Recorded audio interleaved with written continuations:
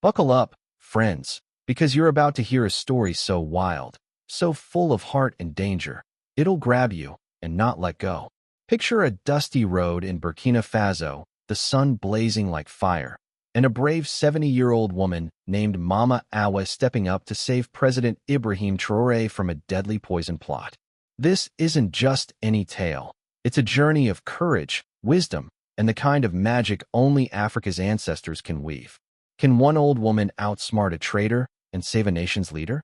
Stay with me, because this story will make your heart race and your eyes shine. In the little village of Kadugu, life was simple but full of joy. Mud houses with straw roofs dotted the land, shaded by big baobab trees that stood like wise old giants. The air smelled of roasted yams and smoky fires, and children ran barefoot, their laughter like bells in the breeze. At the heart of the village was Mama Awa, a tiny woman with gray hair and eyes that sparkled like the night sky. Her face was wrinkled, each line a story of hard work and love. She lived in a small hut, its walls covered with woven mats and clay pots filled with herbs, bitter neem, sweet tamarind, and healing morina. Mama Awa was the village healer, taught by her grandmother, who learned from her grandmother, back to the days when spirits whispered secrets in the wind.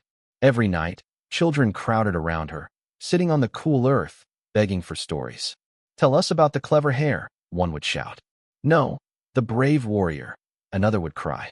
Mama Awa's voice, soft but strong, carried them to magical places where hyenas laughed and stars sang. But she was more than a storyteller. Mama Awa felt things others couldn't, whispers from the ancestors, signs in dreams. And one night, a dream came that would change everything. Mama Awa woke with a start, her heart pounding like a drum. In her dream, she saw a lion, proud and strong, sitting at a table. A dark hand offered him food, but when he ate, he fell, roaring in pain. That lion, she knew, was President Ibrahim Traoré, Burkina Faso's young leader, loved by the people but hunted by enemies.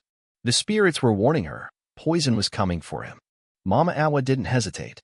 She grabbed her walking stick, carved with swirls from her father's hands, and packed a sack with her best herbs. Her faded shawl hugged her shoulders as she stepped out into the dawn. "I'm coming, my lion," she whispered, her voice steady as the earth. The road to Ouagadougou, the capital, was long, over 100 miles of dust, rocks, and burning sun. Bandits hid in the hills, and hyenas howled at night, but Mama Awa wasn't afraid. She had faced worse: droughts, sickness, loss. Her heart was afire, and the spirits were her guide. The journey was tough. The sun scorched her skin, and dust stung her eyes. Her feet ached, but she sang old songs. Once her mother taught her about women who tamed storms and outsmarted lions. "Keep walking," she told herself, her stick tapping the ground. On the third day, she met Kofi, a young trader with a big grin and a donkey cart piled high with yams. His shirt was patched, but his eyes were bright. "Grandmother, where are you going alone?" he asked, slowing his cart. Mama Awa smiled, her wrinkles like rivers. "To the city, to save a lion," she said, her voice full of mystery. Kofi laughed, thinking it was a joke, but he liked her spirit. "Climb up, I'll take you," he said, patting the cart. Mama Awa nodded, her heart grateful, and they rolled along, the donkey's hooves kicking up dust. Kofi talked fast, sharing stories of tricky market deals and his dream to own a shop. Mama Awa listened, her heart warm, and told him about her village, her herbs, and the ancestors who spoke to her. Kofi's eyes grew big, "You're special," his voice full of wonder. They camped under stars, sharing bread and stories, their friendship growing like a seedling in rich soil. When they reached Ouagadougou, the city was alive with noise. Drummers pounded fast rhythms, and women in colorful head wraps sold mangoes and groundnuts. The air smelled of spicy stew and charcoal fires. Everyone was excited for a big feast at the president's palace, a celebration to bring the country's leaders together. Tables would groan with jollof rice, peanut stew, and roasted goat, all cooked in the palace kitchens. But Mama Awa's heart was heavy. The spirit's whispers were loud now, like thunder in her chest. She hugged Kofi goodbye, his grin bright as he waved, and headed for the palace.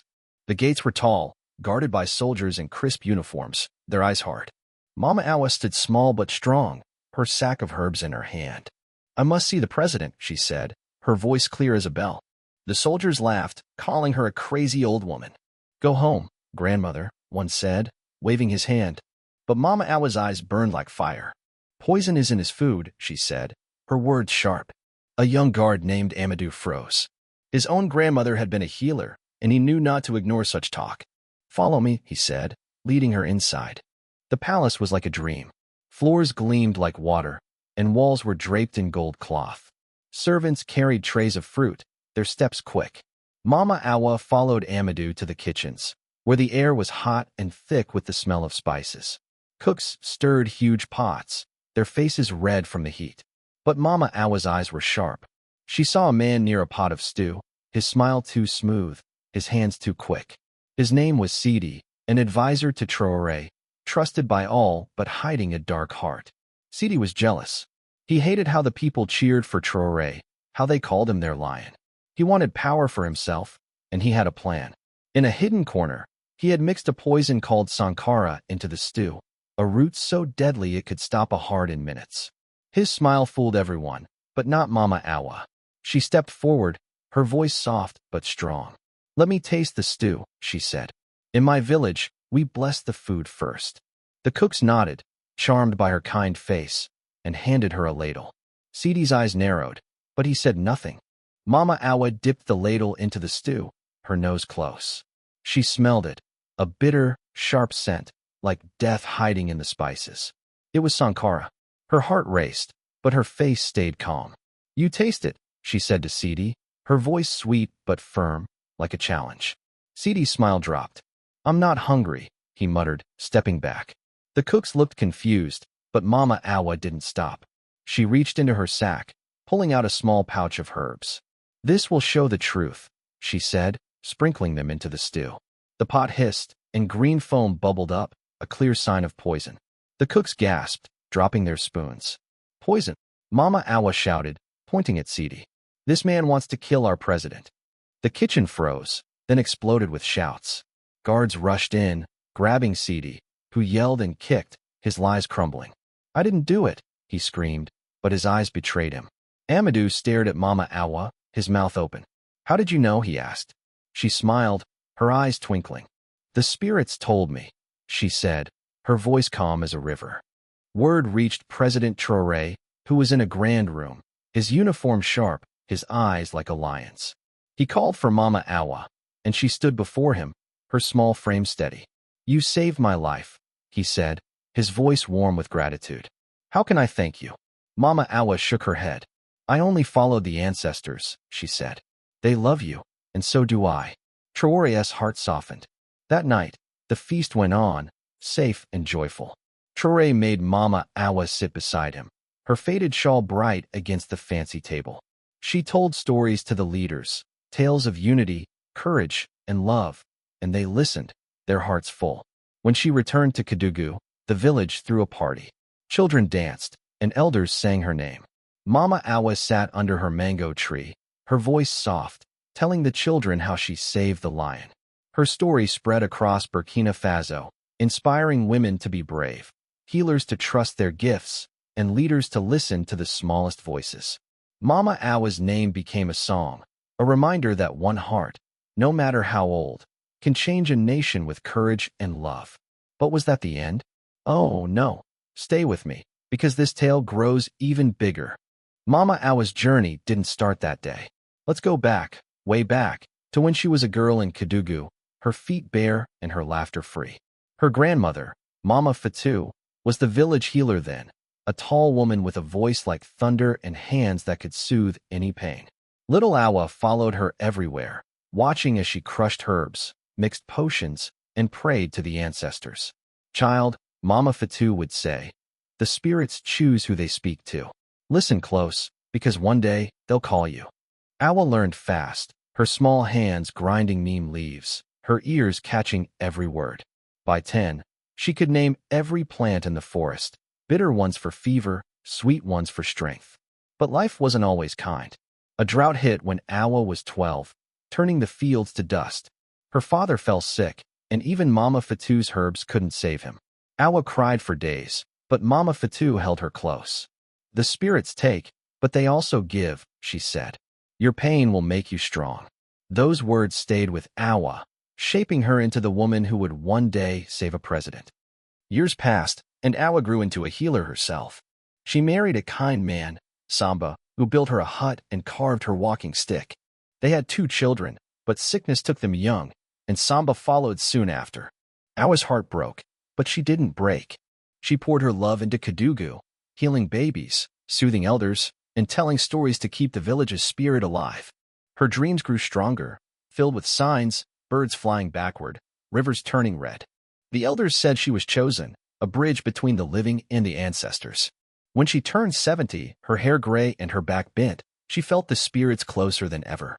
That's why, when the dream of the poison lion came, she knew it was no ordinary vision. It was a call, and Mama Awa answered with all her heart. Back to the journey, let's linger on that dusty road. The sun was cruel, beating down like a hammer. Mama Awa's shawl stuck to her skin, and her throat was dry as sand. She stopped by a stream, scooping water with her hands, its coolness a gift. She prayed, asking the spirits for strength, and felt a breeze, soft as a whisper, lift her spirit. That's when Kofi's cart rattled by, his donkey stubborn but strong. Kofi was young, maybe 20, with a laugh that made Mama Awa smile. "You're brave, grandmother," he said, helping her onto the cart. They talked for hours, Kofi sharing his dreams of a shop filled with cloth and spices. Mama Awa saw herself in him, someone with big dreams but a kind heart.